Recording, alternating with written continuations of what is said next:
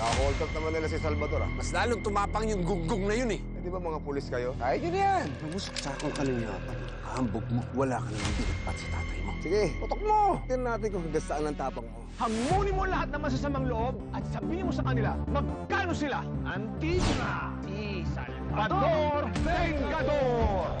Bring it on! Ano ba, Sam? Naisip ko, bakit hindi tayo magbakasyon? Basta makapag-unwind tayo. Malayo sa lahat ng problema. Malayo sa lahat ng to.